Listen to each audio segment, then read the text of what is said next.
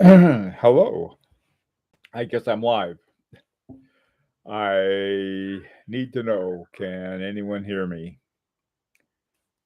Let's see what we got up here. Okie doke. Great.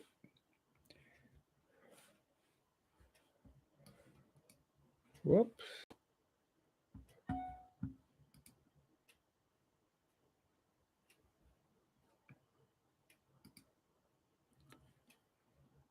There we are. Hi, JJ. How you doing? Is the sound okay? I don't know what happened to my other sound. Hi, Brian and Caesar. I'm doing okay.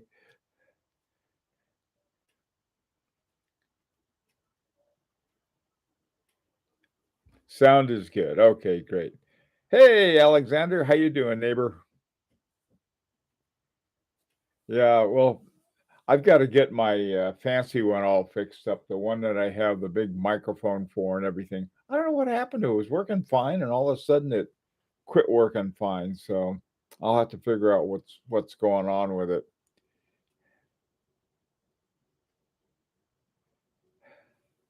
Hi, dude. Doc at his watch. How you doing, Doc? What's up? Okay. Today, what I wanted to talk about. Hi, Mikes. Um, my pleasure. What I want to talk about is that uh, I had been talking about on my last video, was how to find really good deals and everything. And one watch I've always liked a whole lot was the Bulgari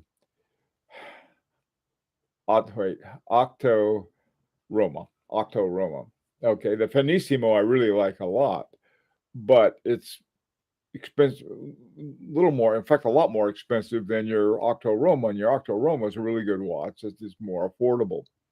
So I'm always looking for deals on those. And I ran into one, and they had, it was I guess a company or whatever it was a, like a, I thought, well, maybe a web marketing company or something like that. And then the jeweler was a Canadian jeweler up in the Toronto area. And in fact, a couple of the guys who were in the Larique group knew him. And so I thought, well, I wonder what's going on here, because when I looked at the jewelers and their stock and the one that were being advertised by, like, what I thought was an advertising, just our marketing company, there may not have been any connection. So I think what happened possibly was the company that was purporting to be a marketing company, which, by the way, they had an address in Virginia Beach, and when we put it in, it was like nothing. It was like, wasn't even an empty lot. There was no such street. So we became suspicious, and I took down and they had a good deal. Here's the thing about the deal. The deal was not, I mean, a lot of times people say, well, if something is too good to be true, it usually is. Well, there's that. But sometimes there's certain watches that you can find really good buys on, and it happened to be one of them. And so I wasn't too suspicious of it. But what I wanted to talk about, um, oh boy, oh boy. I'll get to that in a second, Jerome. Um, the, that's what I wanted to talk about today. The whole thing about frauds and fakes and God knows what else in the watch, and so in dealing with watches as consumers and as sellers. We got some breaking news here that that Jerome de Marseille says that today there was a robbery at the Bulgari boutique in Paris, Place Vendôme. How was I on the pronunciation there, Jerome? Close, maybe. Anyway, hey Hans, uh, that's sort of interesting because when I went to FP Jorn boutique in New York last week. I had to go. It was very different. I had to have an appointment. They wouldn't even open the door unless you had an appointment, and then you had to hit a buzzer, and then you went into a little like a glass cubicle, and then there was another door you had to get in, and you finally get in. So I can see why. I wonder if I wonder what they got because the Platte Vendôme is that's where the Ritz Hotel is, and all of these other incredible shops. I'm surprised they didn't have the kind of security that I always sort of expected would be there. But gee, I feel bad for the guy. Um, okay, so hey, football fan, how you doing? Hello, geezer. Okay, guys, so let's talk about some things. First of all, one of the things I wanted to talk about was what sort of raises my suspicions about a place. Um, it's the idea that a that if you buy a watch and the deal is too good, it can't be true. Sometimes it looks too good to be true, but in fact, it really isn't. Here you have a dealer, he's got some stock, it's stuck on his shelf. The original price was like $40,000 and it's on sale for 19,000. It sounds like a really good deal. Well, it is relative to the full price, but in terms if you got something sitting on your shelves and you can't move it without reducing the price, it's not doing you any good. And so a lot of times you'll see that there'll be a big whoop, you can get some very good deals. That's what becomes confusing. I mean, not confusing, but can be problematic. Um, the the whole, I guess the the thing that there's even with safeguards, you can get into trouble. Um, or you can run into trouble, I should say. Some companies, for example, Chrono 24. I went to get a watch on Chrono 24, and I do what I always do is I put in a price that I think is that I would like to have it as, and I get this automatic message that comes up from Chrono 24 says, "Oh, that offers a lot less than they're what they're expecting. Nothing. You're going to have, I don't know why you're even bothering to do that." And so I said, "Do you still want to do it?" I said, "Yeah, go ahead and do it." So I did and got the watch. All right, I'll tell you about that on Monday, but that's another story. The here you have a because I knew enough about the watch and I knew what the situation was and I knew that they're going to want to move it. Uh, Now another thing that sort of was a little worrisome, and the reason I haven't been too concerned about it is I haven't been burned yet. You get burned once on this, and you'll probably never do it again. And that is when somebody asks, they said they'd like a wire transfer. Now, saying that, that's how we do all of the transfers with LaRique is with wire transfers. We have three transfers. We used for the first time we had the watch out, we had a whole bunch. This time we just have three. One, two, three. However, at a retail dealer, if online, the only way they'll send it to you, and you don't know where to go get them. It was uh, the when they say just the only thing what we'll do, or they'll give you a huge discount for a wire transfer. I can sort of see why. With credit cards and a lot of other things like that, there are a lot of other costs that go with it. But first time one of the early really good watches I got was a Patek Philippe, and some guy in Texas I didn't know from Adams Auto Auction. He had a little little outfit going down there, and I bought a watch from them, and it was on that basis.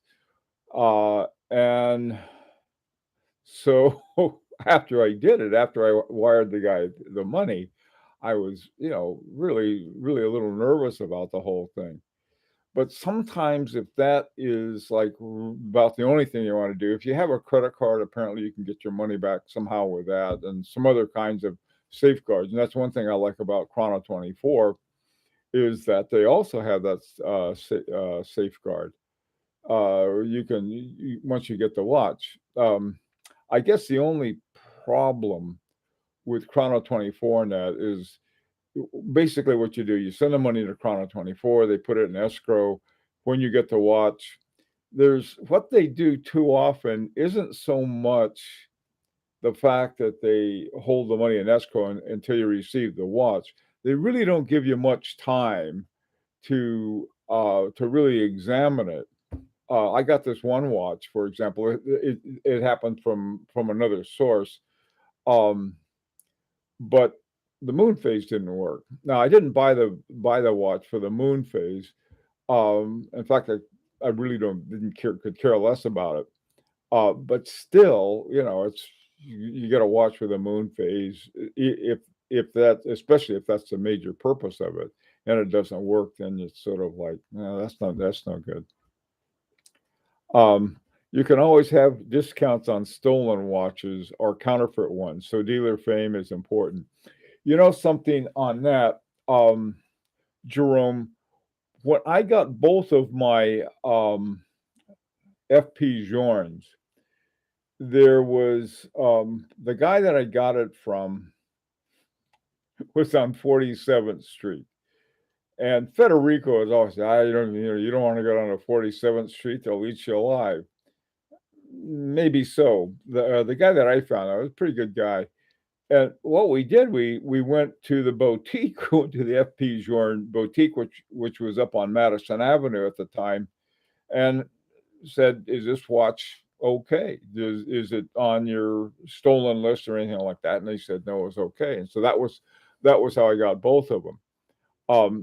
So I think there are ways you can check whether you want to. Now, there was another offer that I got that the guy said, "Oh, there it was from overseas."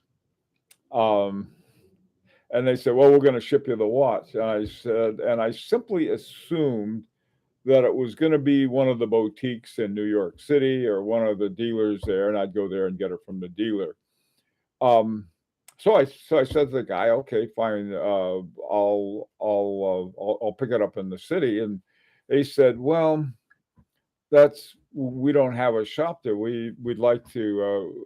Could you come out to JFK and pick it up there or out in that area?"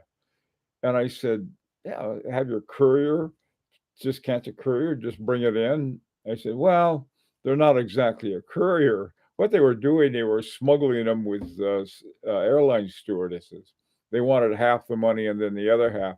I almost went for it. I really did because I wanted that watch so much, and it was a great deal, and it probably would have worked out. But it's one of those things that you can't. You got to be you know, about those kinds of things. Counterfeit. I saw some guy posted a Rolex on, and I'll put Rolex in air quotes, a Rolex on High Horology Lounge. And I don't know that much about Rolexes. I really don't, because I don't pay that much attention to them. But I looked at this one and there was something wrong. I could tell right away. The box, there was something wrong with the box. There was just something wrong about it. And with these super fakes that they have now, that can really be a problem. So, uh, hey, Wim, our biggest problem is fakes are getting better and better yeah, they are getting better. Here's the thing about that, Wim, is that the fakes are getting better, but they're only doing the fakes on most of the watches that the herd likes. I mean, like I got on my, I still have it on. This is a wonderful watch. This is a um, Daniel Roth retrograde. Now, who's going to bother to fake a Daniel Roth retrograde? Okay, especially with a super fake. On the other hand, all manner of Rolexes have been faked. I'm sure of it. Patek Philippe be faked. Audemars Piguet, Vacheron Constantin. Um, I don't know. There's, and you're right, Wim. They are getting better and better. These super fakes, man. I don't know. Pretty soon they'll have AI fakes. The old computer will do it all. Hey there, Brian. A year ago, I found a really good deal on Parmigiani Culpa. The dealer was in the UK. The deal fell apart. He insisted I pay by transfer. I was willing to pay the credit fee. He said no. Yeah, Brian, that's a when you're willing to pay things like the credit fee, that's certainly an alarm. The other thing too is sort of ask. You can ask people, "Hey, ever done anything with these guys?" There's an outfit called, I think it's called Watch Rapport, Rapport, Watch Rapport, and they have a lot of good deals. But some people said what they do is they advertise the watch. They find a watch that they figure people will want, and they advertise it, and and then what they do, you pay them, and then they go buy the watch for a discount. And that's sort of an interesting thing. But I don't know. I find that a little, not. I don't. I don't think anything is illegal about it, but it's sort of offsetting a little. Hey there, lease time from Hamburg. How you doing? Um, yeah, I've done some. I had the deal that I did with my Parmigiani Culpa, as a matter of fact, Brian. Maybe there's something about there's something in the water that they live in. My Parmigiani Culpa. There was a guy.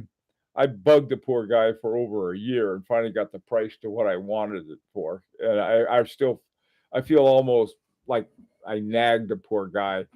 So he had a place, someplace in New York, and so I wanted to have, a solid address, and so I said, "I'll tell you what I'll do," and he said, "I'll send it," and so I'll pay you with a cashier's check. I've never done that before, so I'll send you a cashier's check, and this you guy can pick it up, and everything worked out fine. Everything worked out great, as a matter of fact. But that's not the smartest thing to do, is at all. Turned out that the guy who picked up the check was, I guess, concierge or whatever they have at the doorman, who knows, at a building in New York City. So I think, Brian, you did the right thing. Though, if a guy says, "Look, here's everything that you need," and you won't go along with it.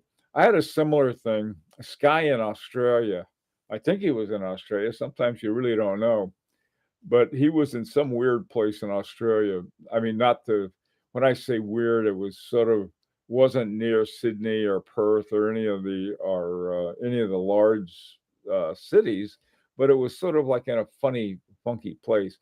So he had an FP Journe Chronomet Blue for sale, and he had a really great price for it.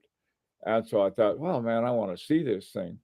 So I said, "Would you mind doing this? Would you set it at a certain time?" So I gave him a certain time to set it at, and so he has. Then he took a long time to do it, and what I realized that he was doing, he had a picture of one, and he kept photoshopping it and changing the time on it.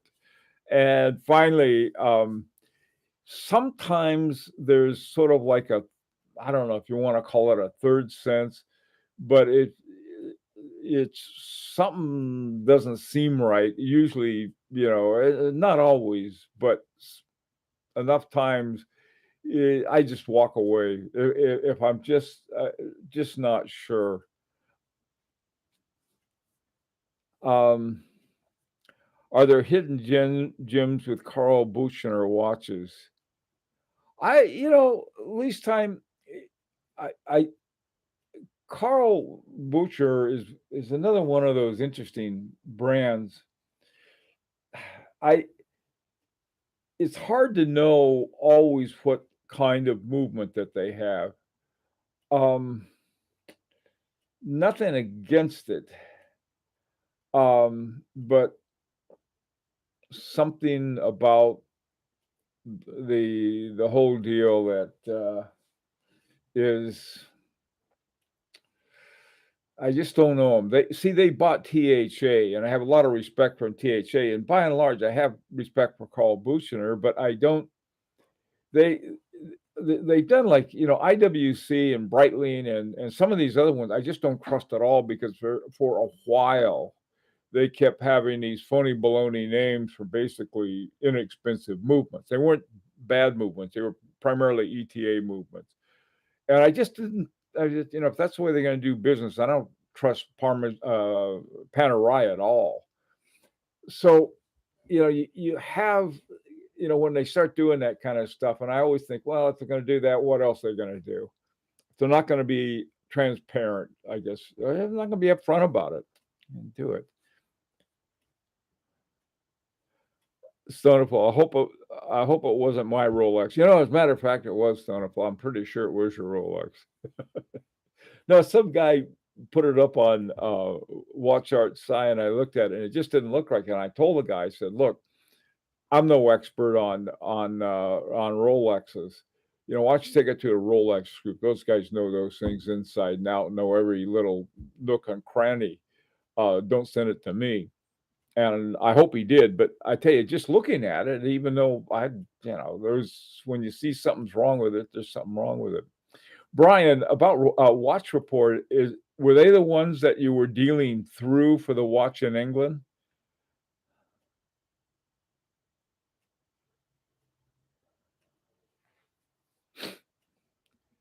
Um, okay, let's see. I own the King Charles Parmigiani in white gold. That's a boy. That sounds a nice one. Paid 8 quid for new old stock when the dealer here went out of business. That's a great place and way to get something when a dealer goes out of business. That's when I got my Urban Jorgensen. I was reading an article. By the way, too, this is an advertisement, so if you don't want to hear an unpaid commercial, here it is.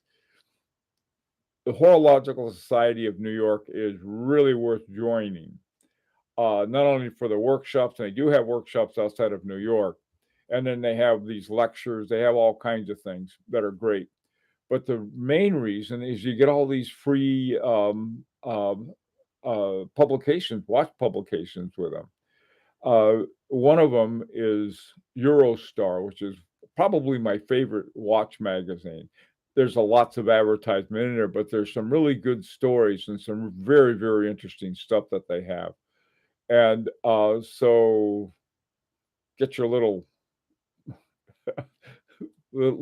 triangle pin and join up. Um, do you okay? Caesar Rocha, do you mind if I ask you how it was with Larique? Was anyone worried about transferring the money in advance? I'm sure people were. This is sort of funny. I was on the other end of it, and I was nervous. I hate taking care of other people's money because it's their money, and they're entrusting me with it, and I don't like it. Ask Nigel; he'll tell you. I just, but I do it because I want to get the watch. I mean, the only way we can get a watch at this kind of, that we can afford is that we sort of group our funds and then we're buying it at not even wholesale. This is at pretty close to raw manufacturer costs.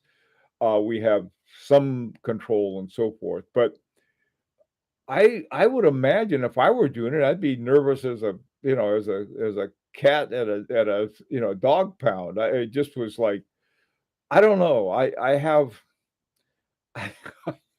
I don't I would be concerned about it if I were on the other end because I'm on this end and I'm really concerned about it. In fact, I think I told them, I'm going to do this one more time and you can use somebody else's bank account. I don't like having that much money going through my bank account. To tell you the truth, my bank thinks I'm rich, which is really funny. Oh, this guy's really rich. We'll treat him right. So he gave me a platinum level, which is sort of one of the side things. I think also too. one of the things that I think is important is that you know where you can go get the person. All right. He said, I know this. I know where Bill lives. I'll go get him. Him and his bears. So I think that's one thing. Uh, and so this is why, when I looked up the address of that company that had given an address in Virginia Beach, Virginia, and it was like, not there. And it's really easy to do. All you got to do is put it on Google Maps, and old Google Map will go out and they'll try to find it for you. And then you come up and it's like, oh, we can't find it. So maybe it's not there.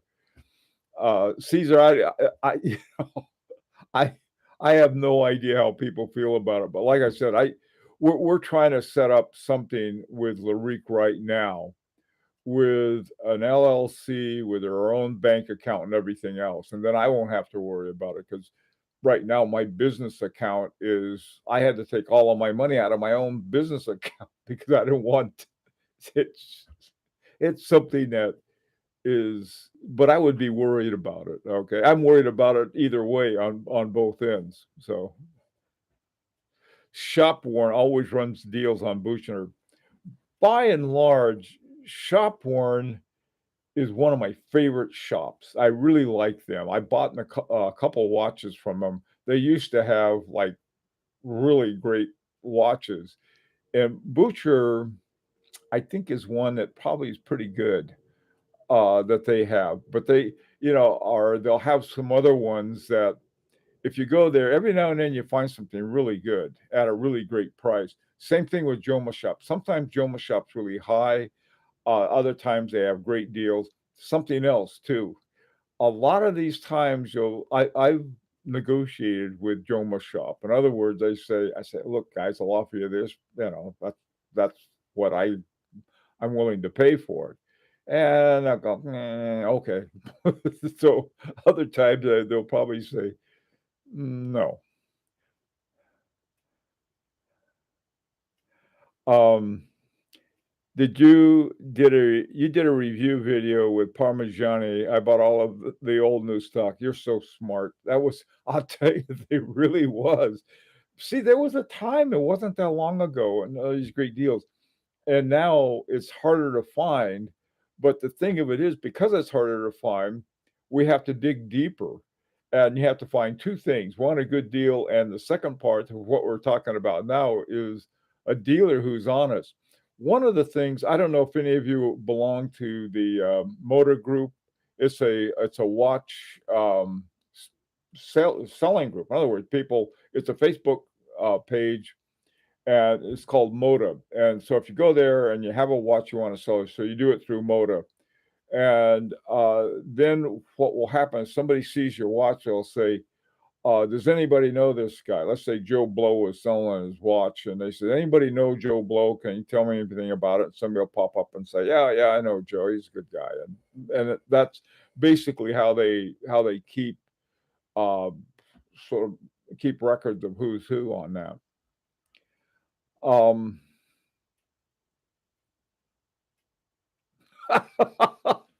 oh, so that's what happened to him, 24 karat Arabia Felix. You cornered the market on good deals on Parmigianis. I tell you another place that had great deals on Parmigianis, and I think they have a few left, is what's it called? The Watch Outlet. And the whole word, thewatchoutlet.com is their URL. And they're finally running out. There's one though that I would really love to have when I can't afford it, and that is it's a Parmigiani Ovale Pantograph. Oh, do I love that watch? It's like I think originally they were 70,000, and I think they're down to 30 something thousand. I don't have that kind of money though. So Sam's dad, what's up? Oh, Sam's dad's mustache. Do you trust neighborhood jewelry stores that aren't authorized dealers? You're talking to a guy who went to 47th Street. you know, I've got like an 85-year-old watchmaker Portuguese watchmaker who speaks a little English, who does all of my watches for me. I mean, all that he can. Um, I don't know, if especially a good, I think I don't trust ADs either. Let me tell you, a friend had a deal with an AD, quite a well-known AD here in Connecticut, and he was going to get a watch, and he paid $5,000 down on it. And so the guy was, he was one of those ones that had a waiting list. So he waited and waited and waited and waited. Well, what he found out was that the dealer was able to get a premium from somebody else. So he sold the guy's watch to someone else, returned I said, oh, okay, you can have your $5,000 back. That guy was an AD, so I look at ADs like anybody else. The same thing with a non-AD. They either do business the right way or they don't.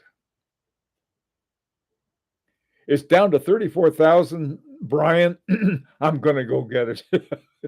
I gotta sell my car and my cat. I don't have a cat. I'll steal a cat.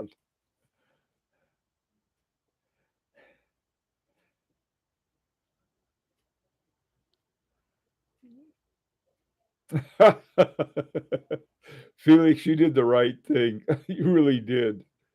Hey, Truman, do you think about Dubois Depraz chrono on top of PF 331 on a Tonda? Oh boy, that's a good question. Is that I? I first of all, you're talking to someone who doesn't really care for chronographs at all.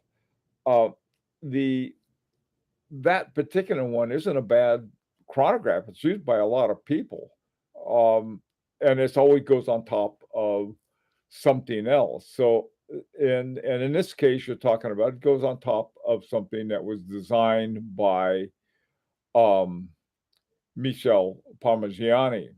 So, no, that doesn't bother me. If it the thing that would bother me is some companies say, "Well, this is all in house that we have," and they throw in basically that's what they're doing. So, yeah, that would be okay. You got your both your Parmigianis, yeah. That what those have they have such good prices. Hey, Forbin, curious about your opinion of Piaget. On Delray Watch, he was some precious metal Piaget for sale described as unworn. The Piaget Governor chronograph is quite nice, and I avoid chronos. You know, I sort of put Piaget in what I would call a not bad. They're not. They just seem like they're okay.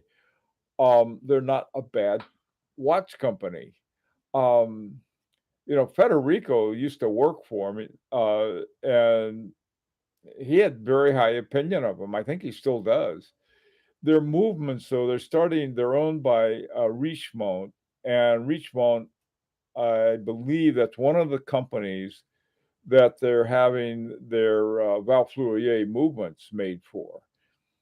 Somebody asked me, are Val Fleurier movements any good? And that's a good question because I don't know. I mean, they're like I guess Swatch has ETA and Richemont has Val Fleurier. Um, what bothers me a little is that companies like Baume Mercier, they have the Balmatic, and it's our first in-house movement. Well, yeah, yeah, I suppose so. Um, it's I don't know how you'd count that.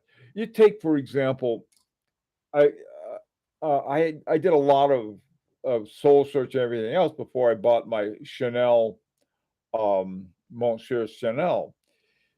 Here you have a company that they bought a hunk of Romain Gauthier, one of the best watchmakers in the world. And one of the reasons they did it is that he makes all of his own parts, which is unusual. Most watchmakers don't.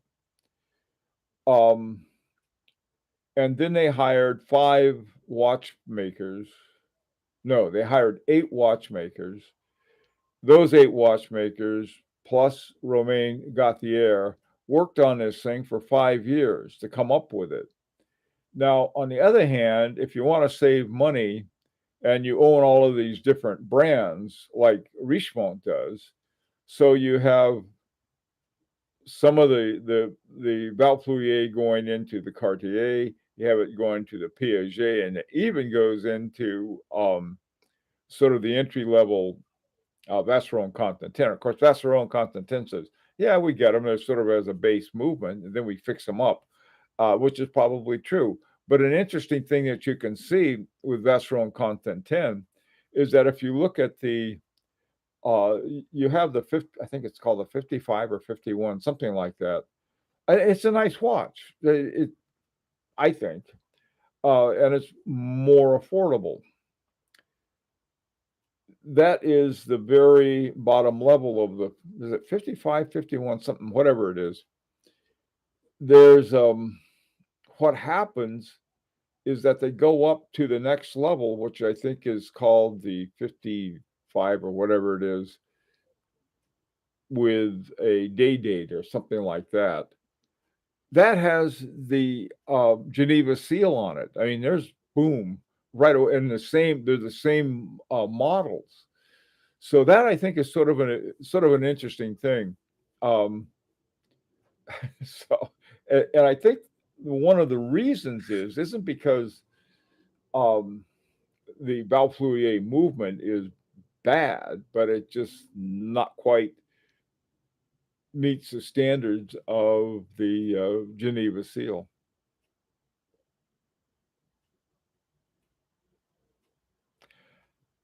How good is the basic Vacheron Hermes HO8? I think it's fine. I think that is one of the most incredibly popular watches that came out. Um, the one of the ones super overlooked, and I talked about this morning, that I think a lot of people sort of miss, is sort of under the radar, is that really good looking movement in the Chanel J12. Here you got one. The retail price is 7,000, something like that, and but they have that Canisi movement that they went into cahoots with. Actually, it's with Tudor, and it's produced in a building on land owned by Rolex.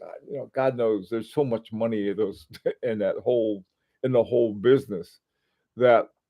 So what are you getting? I think you get a pretty good movement in that. I think that's one of those ones that people say, "Oh, I don't want to wear a Chanel," uh, and especially they're using a lot of ceramics and things like that, which is there are two ways to look at it. That's really innovative, or that isn't quite what you want. Looks too much, too maybe a little too something, a little too formal, or something like that. By the way, too, you guys are totally out of luck, and I hate to be the one to break the news, but Chaumet is no longer making the Dandy. They got rid of all the guys' stuff, which to me is I had my crying towel out over that one. Oh boy, oh boy, yes. Boy, Arabia Felix, you have some great ones. The Parmigiani special edition of the what was the watch they made? They had a watch, the one named after the boat. I can't think of the name of it. But they uh, put in uh, the whole thing was corrupt. A lot of the people in the Brazilian CBD or whatever it was called, That is one watch that I have been tempted to buy a number of times, Felix. That's really something. Hey, Blake, it's easy how to spot a shady dealer. They do day in the life videos on YouTube and drive rented supercars to meet message clients. Oh, that's interesting. Well, I guess that leaves me out. Love your Chanel. Yeah, the Monsieur Chanel. That, but see, that was what Michael. That's when you have a watch that they have this huge investment in. They bring in the one of the best watchmakers in the world and put those things together, and then they spend 5 years making the blasted thing. You end up with pretty nice watch. Pershing, that's it, Felix. They got the Pershing 005, right? And they have the little stars. They have 5 stars, which are the 5 World Cups that Brazil won. Still tempted to get that someday. I'll find one that is. I'll have a little money, and somebody will want to get rid of one, and I might pick one up. So the Parmigiani bribes are really discounted at 60% off. Oh, what a way of putting it. The thing is that yeah, I think the crooks are even going that we have discount crooks maybe. Love the PF Tonda GMT. Ratrapont. Oh, I don't blame you. Yes. That was the one that won the Grand Prix, I think. One of the Grand Prix prizes.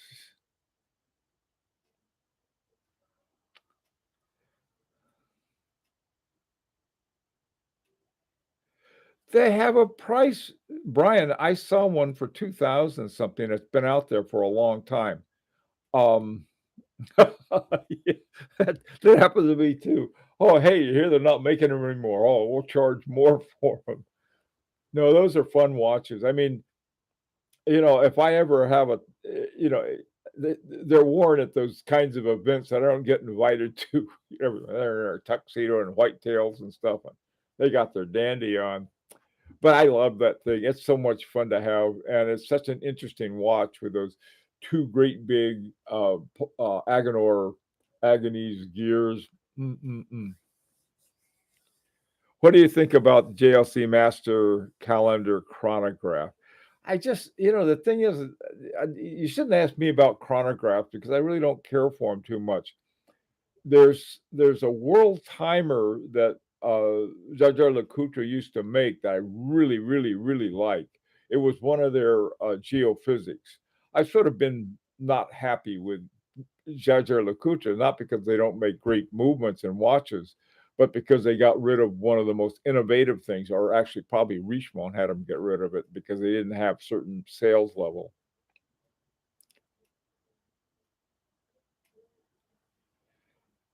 I found a jump hour in yellow gold. You retired. I tell you,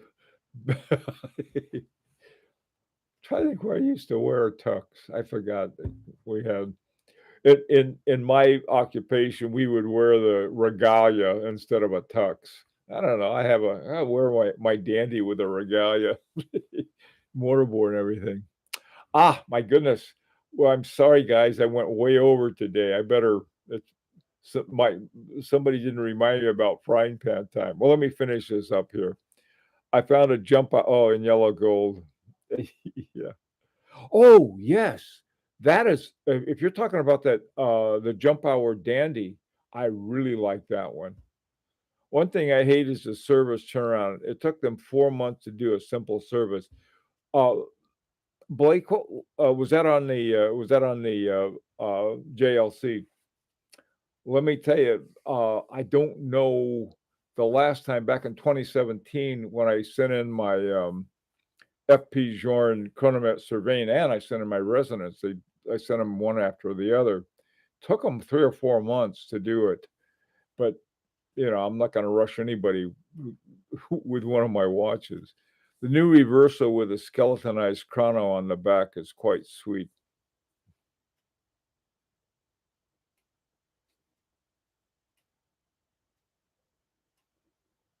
Too many rubber chicken events. Okay. AP takes just as oh yeah. Um okay guys, listen, I really better go if I get in more trouble. I deliberately didn't mention frying pan, hoping you'd go for a record. Hey Foreman, take care. We'll see you guys. Have a great week too.